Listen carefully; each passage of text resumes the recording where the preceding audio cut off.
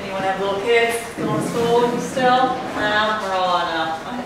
I started late. Not me. Yeah. I did the kid thing later, so they're still young. Can you close that door for me, Mom? Great, thank you. Not a little nutty morning, buses and all that, but it's good. Get back to having me time a little bit. But so glad you guys are starting out here. It's the first time y'all obviously the class. This is great. Good, good, good. And so what kind of, do you have any goals for yourself? What are you looking for? You don't. Not for me. I'm an exercise physiologist. I work with Myrons once in a while. Good. So I'm popping in because I have a lot of clients. I do in-home training. Good. I have clients I try to steer them to, but it's very difficult because of time consumptions and things like that. That's why I train them in their home. Yes. They don't like a lot of traveling, so I'm looking for outlets for them to get to because it's got to go hand in hand. Great. And you're a personal trainer, physical trainer? Yeah, I'm an exercise physiologist. Beautiful. That's great. We need more of those on here. Wonderful, wonderful, wonderful. Good. What about you, Jan? Jan, what about you? My goal is to lose weight. Okay. I need to lose weight and change my eating habits and stuff. Okay. I'm doing exercise now with mine, but I have back problems and knees, Okay. my knee problem. Okay. And so if I can get this weight off of me, it'll help me out a lot. Good, yeah. How much you So- want to lose, you think? I don't want to lose at least 50 pounds. Okay. You know, 50, 60 pounds, that's my goal. Okay. But I really need to get the weight off. Yeah. And, Okay. and changing my eating habits, I know that's a big problem with me. Yeah. Good.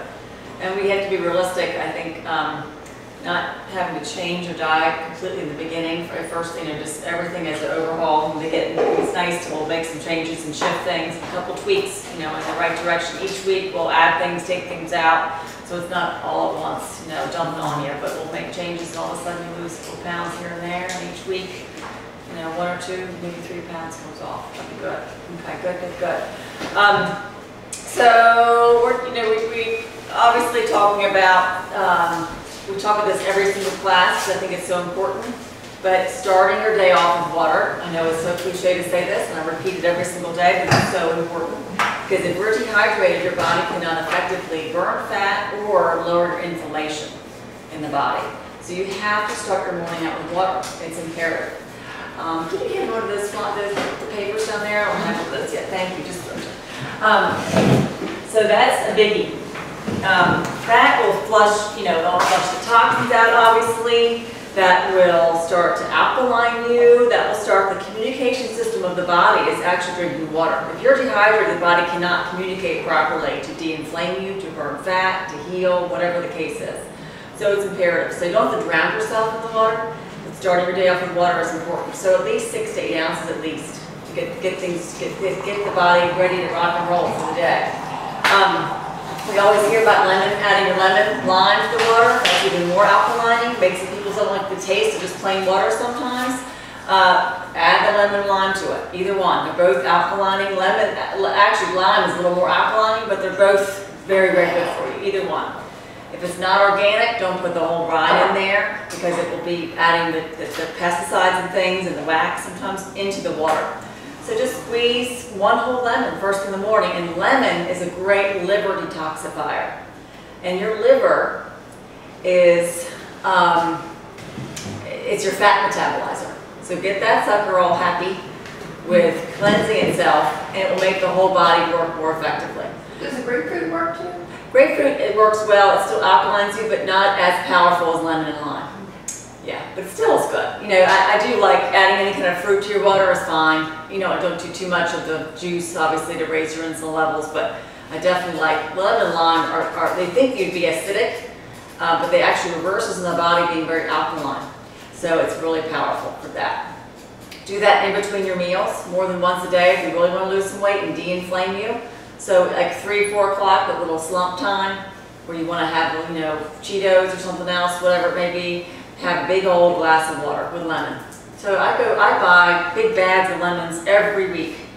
And so set yourself up for success every week. You plan like on Saturday or Sundays, you go out there and get your grocery list and get your lemon and limes, get your vegetables, get a rotisserie chicken. They've got them all over the place. Anything that's going to set you up. Cut your celery and your carrots and whatever you want to have, hummus or you know, your fruit up. So you're not going to be going to the fast food line because you're rushed or whatever the heck else that's going on.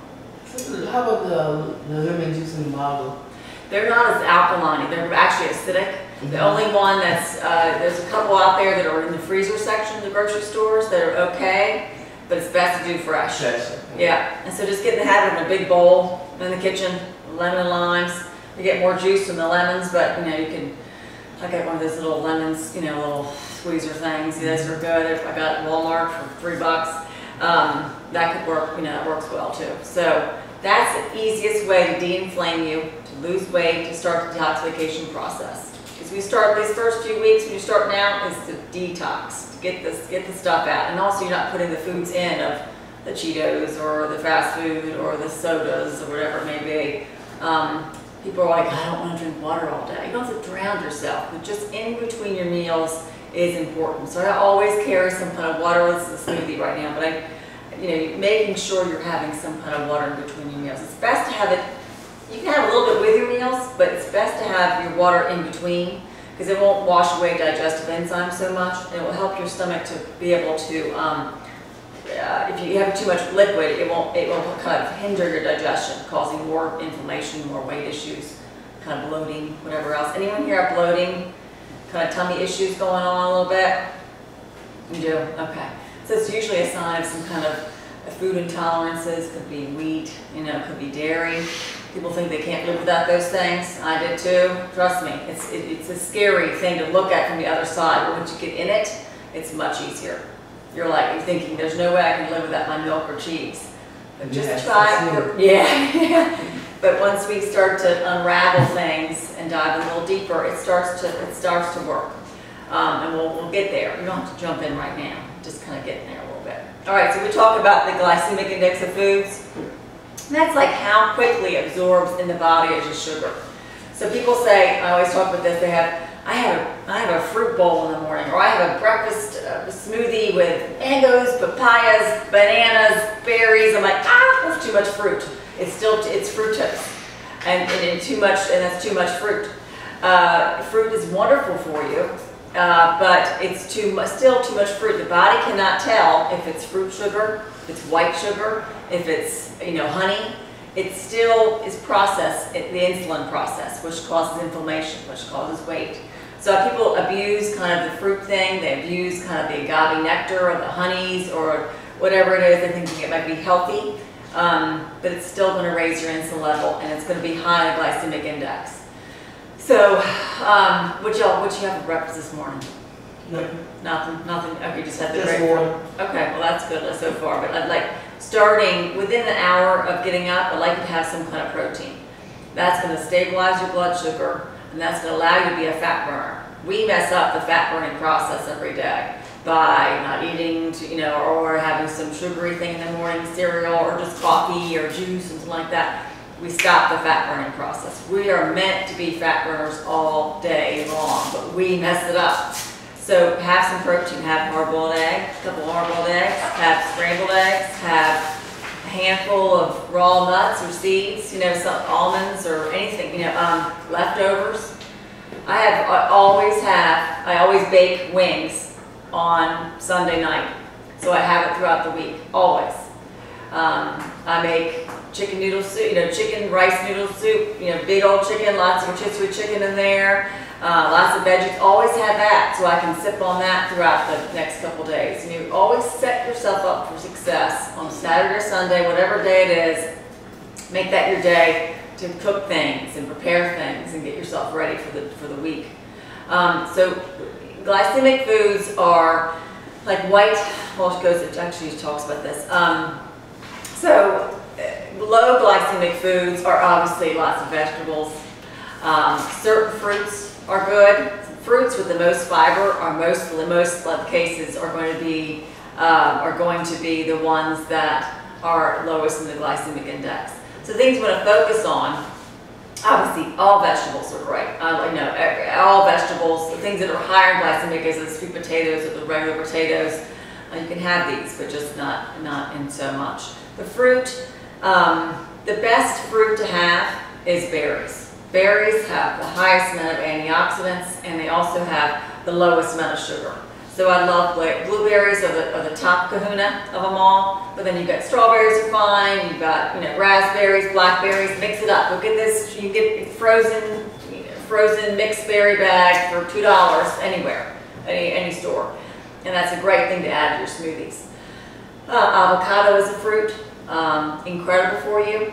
Don't be scared of the fat. We talk about this all the time, but fat is a healer of the body. That's a big deal for inflammation and weight loss. A lot of my clients don't get enough fat, and they're scared of fat. Fat does not make you fat. It's the opposite. You don't have enough fat, it's going to cause issues.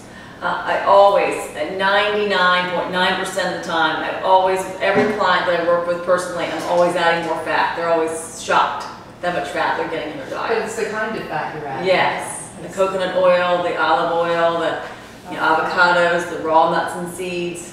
These things make a difference. They're the powerhouse behind your fat burning. You can put 1 log on your fiber metabolism, or you can put 10 logs on your fiber metabolism. It's up to you. Putting the fat stokes that fire of your metabolism, making it a blazing fat burning machine. So that makes a difference.